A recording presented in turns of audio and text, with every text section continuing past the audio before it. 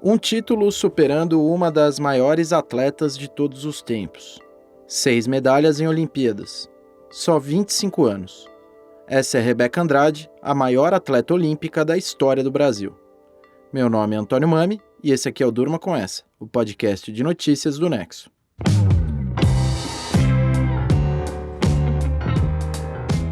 Olá, eu sou o Conrado Corsaletti, estou aqui com o Antônio para apresentar esse podcast que vai ao ar todo começo de noite, de segunda a sexta, sempre com notícias que podem continuar a ecoar por aí. Segunda-feira, 5 de agosto de 2024. Dia em que Rebeca Andrade ganhou o ouro no solo da ginástica artística nos Jogos de Paris e se tornou a maior medalhista olímpica da história do Brasil.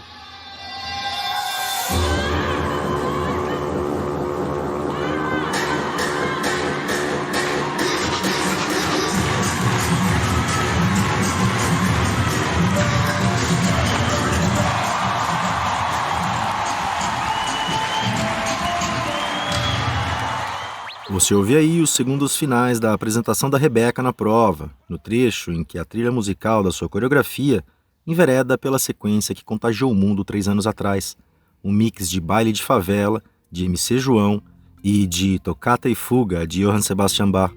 No tablado, ela dava fim a uma série de acrobacias que lhe valeram a nota mais alta da final. No topo do pódio, ela posou para foto, sendo reverenciada pela multicampeã americana Simone Biles, que ficou com a prata, e sua compatriota Jordan Chiles, medalha de bronze. Com o ouro no solo, Rebeca se despede de Paris com 4 medalhas nessa edição das Olimpíadas.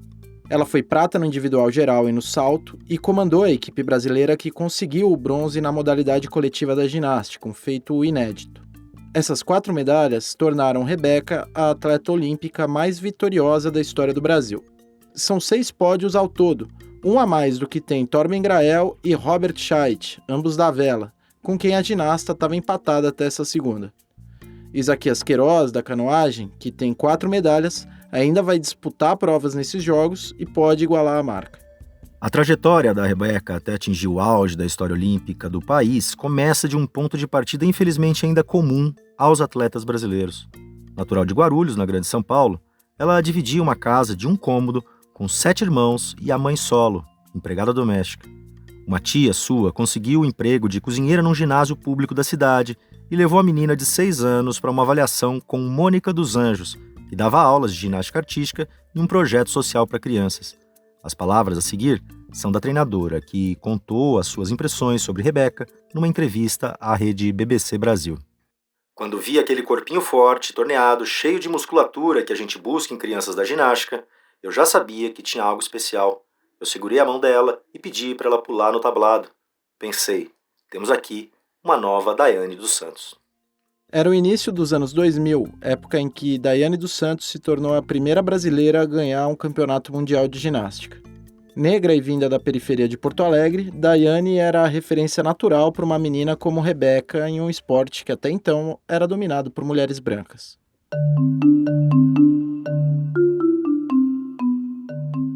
A ginástica artística começou a ser praticada no Brasil a partir da segunda metade do século XIX, impulsionada pela imigração alemã na região sul. A primeira sociedade de ginástica fundada no país é de 1858 e funcionava em Joinville, Santa Catarina. Mas a primeira participação de atletas brasileiros da modalidade em Olimpíadas só viria a acontecer em 1980, nos Jogos de Moscou.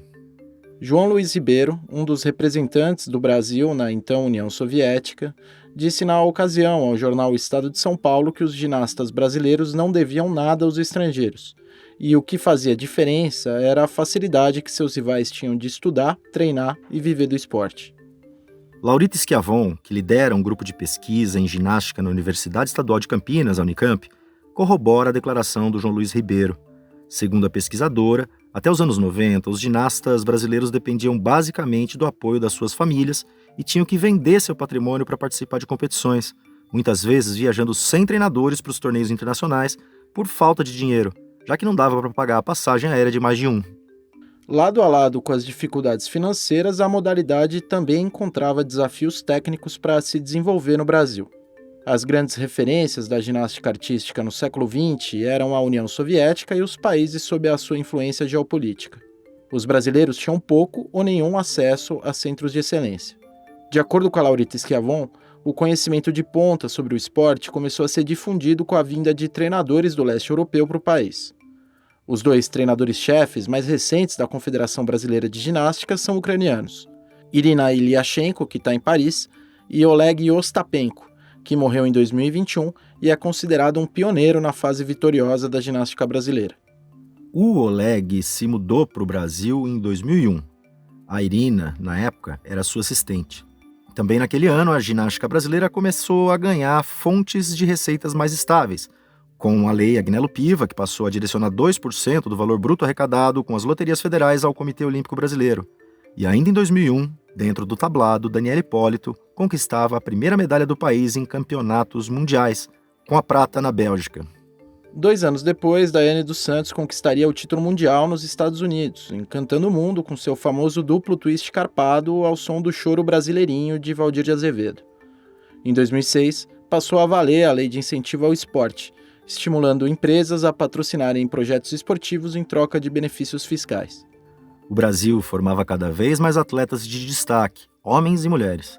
A primeira medalha olímpica na ginástica foi o ouro de Arthur Zanetti nas argolas, nos Jogos de Londres de 2012. E então veio Rebeca Andrade.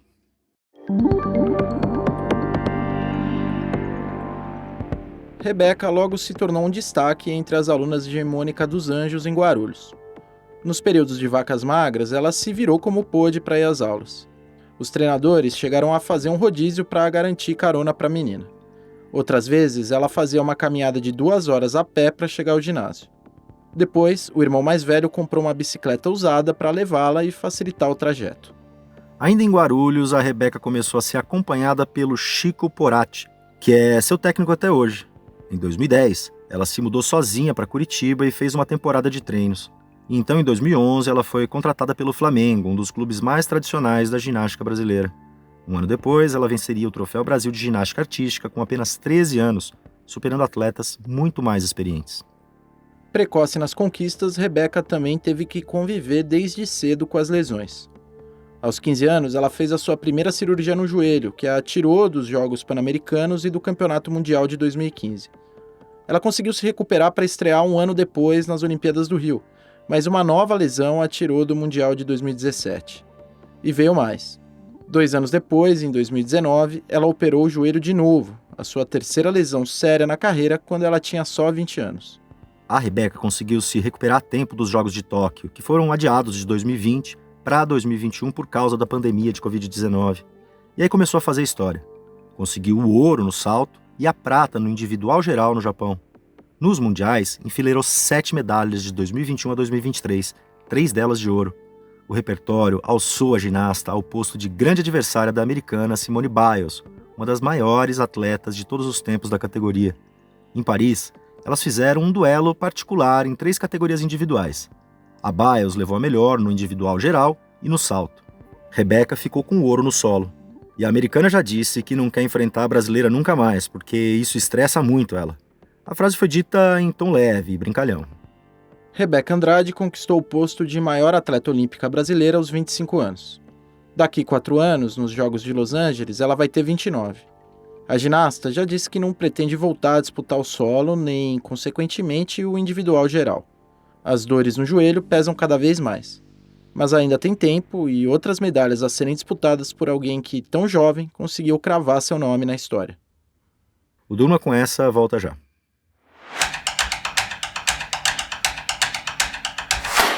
As bolsas de valores tiveram um dia de queda generalizada no mundo todo essa segunda-feira. Marcelo Rubissek escreveu um texto sobre o assunto e vai falar disso com a gente. Marcelo, por que as bolsas foram tão mal nesta segunda? Olha, tem vários motivos, como a incerteza sobre as ações de tecnologia e as tensões maiores no Oriente Médio. Mas tem outros fatores que foram mais fortes. O principal tem a ver com a economia americana, mas vale a pena a gente fazer uma leve retrospectiva aqui. Lá no começo do ano, existia uma expectativa de que os Estados Unidos estavam prestes a completar um movimento chamado de pouso suave, que é terminar de controlar a inflação e sair do período de juros altos sem gerar uma recessão. Essa expectativa deu uma mudada alguns meses atrás porque a inflação já estava um pouco mais teimosa do que se esperava. Então o discurso mudou para juros mais altos por mais tempo. Mas isso não impediu a ideia do pouso suave de continuar.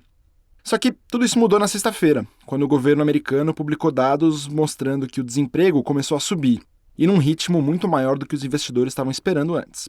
E aí começou uma ideia de que então pode ser que o pouso não seja mais tão suave, e talvez tenha realmente uma recessão nos Estados Unidos. Isso não é uma coisa consensual, tá? Mas só essa conversa já ajudou a levar esse momento global muito ruim. E, Marcelo, o Japão teve o seu pior dia desde 1987, com uma queda de mais de 12% na bolsa. Por que o país foi tão atingido? O caso do Japão é um pouco diferente dos outros, e não só pela magnitude da queda. A gente precisa primeiro lembrar que, por causa do fuso, o mercado japonês abre mais cedo e fecha mais cedo. Então, quando os Estados Unidos publicaram aqueles dados na sexta-feira, o mercado japonês estava fechado. Então a reação só veio quando o mercado abriu agora na segunda-feira. Mas também teve uma outra questão. Resumindo bem, o Banco Central do Japão começou a subir juros esse ano, depois de um tempão com juros ultra baixos. E quando eu falo ultra baixos, eu digo negativos. Só que o aumento de juros tende a levar a uma valorização do câmbio. E aí o iene, a moeda japonesa, começou a valorizar. Só que porque os juros estavam tão baixos, muita gente estava endividada em iene e tinha comprado outras moedas com esse dinheiro. Então quem estava com dívida no Japão começou a ter perdas, porque para comprar iene para pagar empréstimo estava bem mais caro. Então o câmbio começou a valorizar bastante nisso tudo. E isso prejudica as perspectivas de indústrias japonesas que são exportadoras. Então tudo isso fez com que a coisa lá fosse muito pior do que em outros lugares. O texto do Marcelo você lê em nexojornal.com.br. E você já conhece os cursos do Nexo? Tem aulas sobre como fazer e ler gráficos, com a mentoria do Gabriel Zanlorenzi, o nosso editor de gráficos, e sobre como escrever com mais clareza, comigo, Conrado Corsaletti, editor-chefe. Os cursos são online e cada um tem 4 horas de duração. Assinante do Nexo tem desconto. E dá também para contratar cursos sob demanda para empresas e organizações. Entra lá no nexojornal.com.br/cursos para conhecer mais.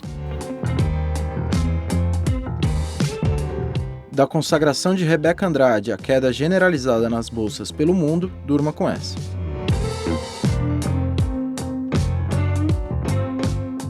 Com roteiro, apresentação e produção de Antônio Mami, apresentação e edição de texto de Conrado Corsaletti, participação de Marcelo Rubissec, edição de áudio de Pedro Pastorizi, produção de arte de Mariana Simonetti, termina aqui mais um Durma com essa. Amanhã a gente está de volta. Até!